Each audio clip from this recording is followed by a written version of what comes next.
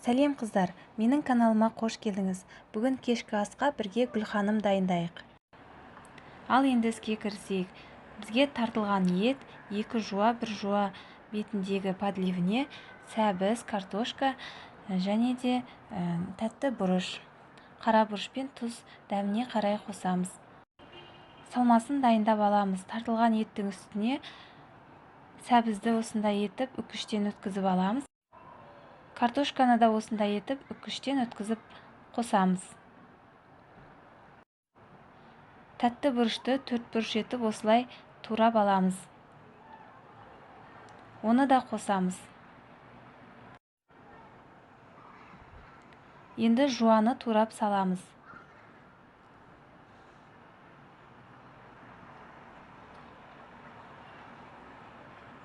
Жуаны осылай турап алып, салмамызға саламыз. Бәрін қосып, тұзын, бұрышын салып, дәміне қарай жақсылап араластырып аламыз.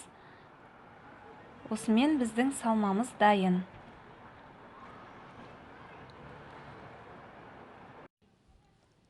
Ал енді қамыр илеп аламыз. Ол үшін бір жұмыртқаға тұз, 125 мл су құйып, тұзын ертіп араластырып аламыз. Қажетінше ұнды сала отырып, қамыр илейміз. Қамыр илеп болған соң 10 минутқа бетін жауып қоямыз. Қамырды 2 бөлікке бөліп, жұқа етіп жайып аламыз. Қамырымызды жұқа етіп жайып алған соң, қамырды оқтауға орап аламыз. Оқтауға орап, ортасынан осылай бөліп аламыз. Бөліп алғаннан кейін кішкентай бөліктері қалады, ал үлкен бөліктерін ортасынан бөлеміз.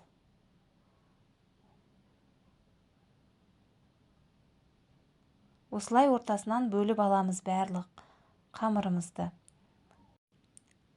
Осындай ұзындықта барлық қамырды біркелкі етіп кесіп аламыз. Салмасын салып, оны жазып шығамыз. Ортасынан бүктеп осылай гүл жасап орап шығамыз. Міне осындай әдемі гүлдер пайда болады. Барлық қамырға осылай салмасын салып, жаңағыдай қайталай отырып, гүл жасап шығамыз.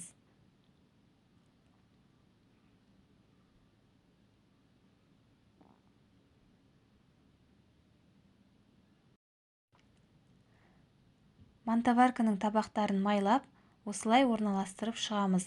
Арасын алшақ етіп орналастырамыз. Бәрін салып болған соң, суымызды қайнатып 45 минутта пісіріп аламыз. Оған дейін бетіне подлив жасаймыз. Bir жуаға томатты қосып араластырып,